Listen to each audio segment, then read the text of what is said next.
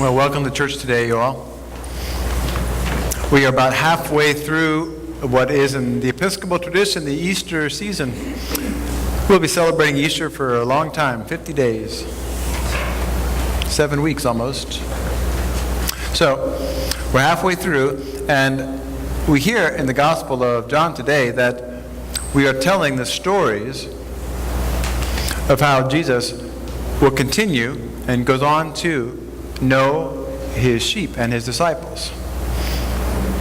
He uses that metaphor, and that's why we read it in Easter time, because the one who is risen is still able to communicate with and commune with and know his disciples, even though he lived a long time ago and was killed. He says, no, I will go on and continue going on, knowing my sheep and knowing them well, and they will hear my voice. Funny thing is, how many of you have ever touched a sheep in your whole... I have never touched a sheep my whole life. I have no idea what sheep are like. I'm not a shepherd. I don't live on a ranch. I don't live on a farm. Well, some of you probably did it at a petting zoo. I don't think that really counts. Yeah, does that count? It counts. I'm not sure that makes you an expert on sheep, though.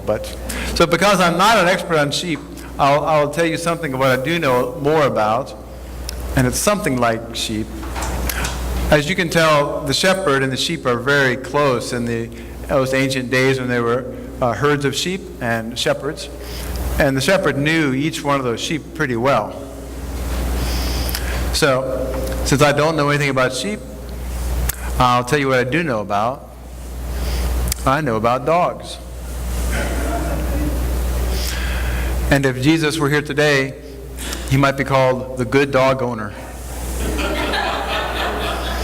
Because nobody would know about sheep here.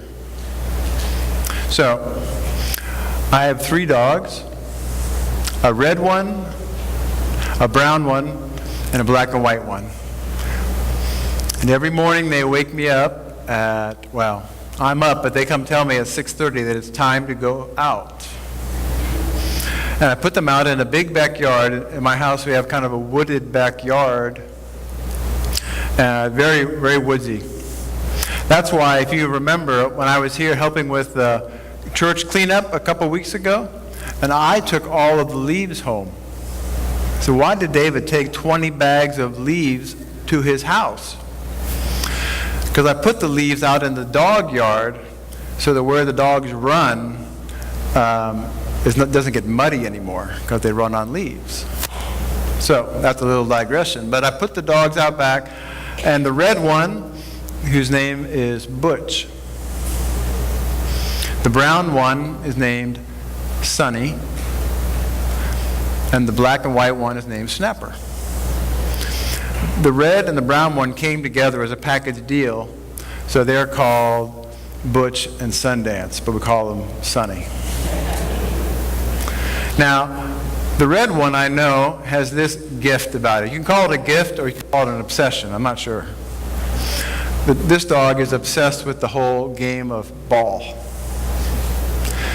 So when we come downstairs and it's time to go to the big backyard, he's the one that I give the tennis ball to, and he runs out to the backyard. But they all go out to the back. And Butch is wildly, wildly, wildly intense about this game. You throw the ball, and before it hits the ground, he'll bring it back. And he'll run through, we have a lot of wood, he'll run headlong into the bushes, smash into the fence, go over the rocks, and get that ball for some unknown reason. And he brings it back. And he'll do this, he would do it forever. He would do it until he had a heart attack. So I have to watch him, because in the summertime I can't let him get too hot, because he gets really, really tired.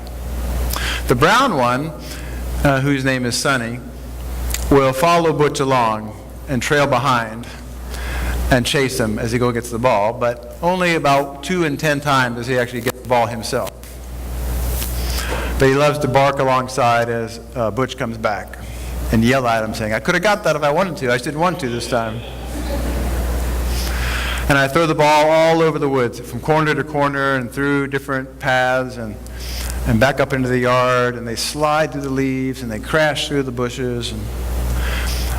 And it's like the best part of their whole day. Now the black and white one doesn't care about the ball at all. The black and white one's a hound dog. And as soon as I open the gate, he starts smelling the ground. Like, I wonder who was here last night. Of course, it's an enclosed fence, so how many people could have been there, I don't know. But he's always looking, sniffing up every tree. The dog will put his legs up on the tree and smell up there. Oh, I think there's a squirrel here about a week ago. And then over here, oh, the cat was over here. Lucky thing that cat isn't here now. And then he'll find the rabbit trail. But all he does is wander around with his nose to the ground. The whole time the other dogs are going crazy chasing the ball. That's sort of Snapper's gift. It's hound dog. Well, you see, I know my dogs, and my dogs know me. And I know what they're good at, and I know what they like. One likes to smell the ground. One likes to chase the ball. The other one likes to chase the one chasing the ball. I also know what scares them. Every dog is kind of different. The Snapper, the black and white one, is a little bit afraid of thunder. So as soon as it rumbles just a little bit, Snapper will come find me. And she won't get really nervous. She'll just get nervous enough to want to be right next to me. Now, the big brown one, the one that's so intense, Butch about Mr. Go Get the Ball, when we first got him, it seems like he came as an adult dog, and he wandered up to the house with Sonny. And somewhere along the line, somebody must have hit him, because if you raise your hand, he'll flinch. So I don't raise my hand. But I know he's afraid of that. Now, the dark brown one, Sonny, is such a companion dog that he wants to be with you all the time. He loves to be petted, and he wants to be on top of you. And if he could, he'd crawl up your shirt. I mean, he's like a gerbil. I mean, he's like, that's close enough. When he gets on the bed in the morning, he'll put his head right here. It's like, hey. I like you, you like me. Let's have a little separation here, a little boundary. It's a codependent dog, what can I say? So what Sonny's afraid of is being alone. He really wants the other dogs around, and he's not real thrilled when we leave the house.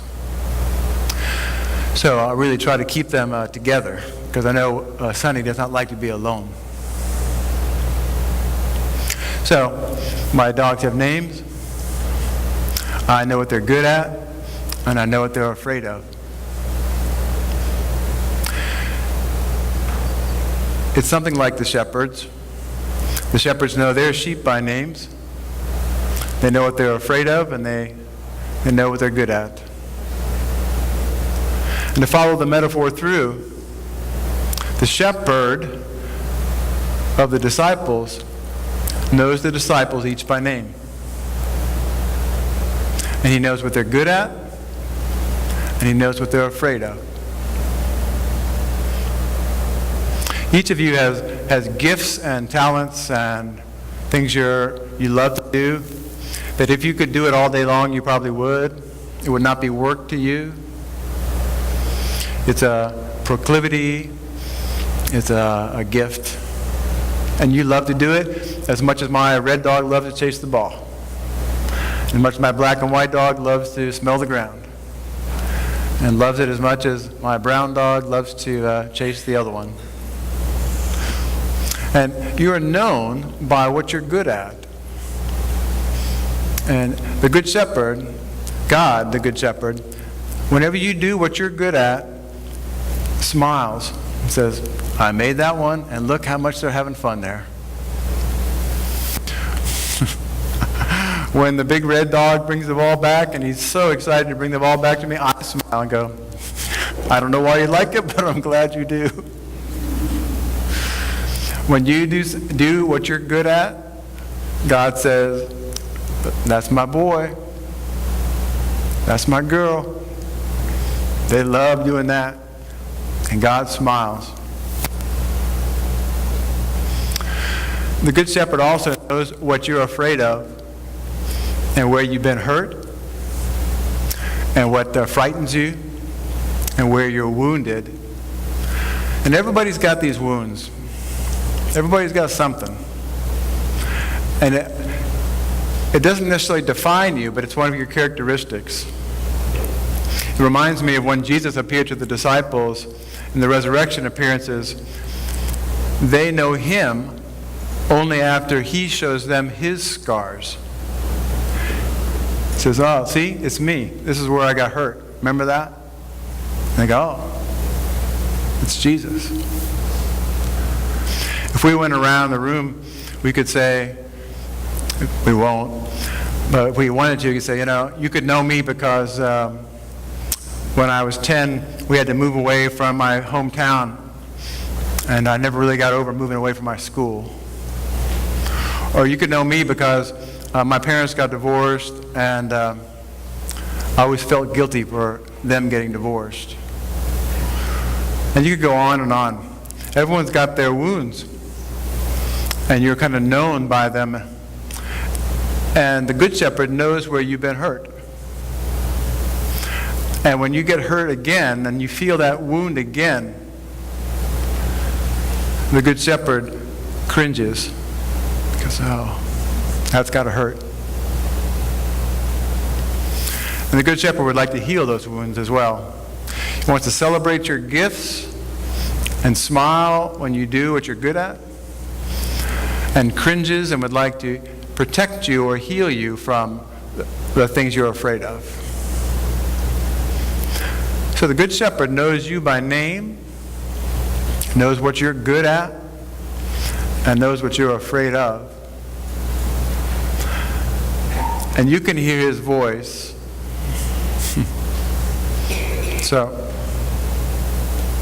by the way, if my house catches on fire or something bad happens to the house, I'm going to get the dogs. You can have the picture albums, you can have the computers, you can have the jewelry. I'm getting the dog.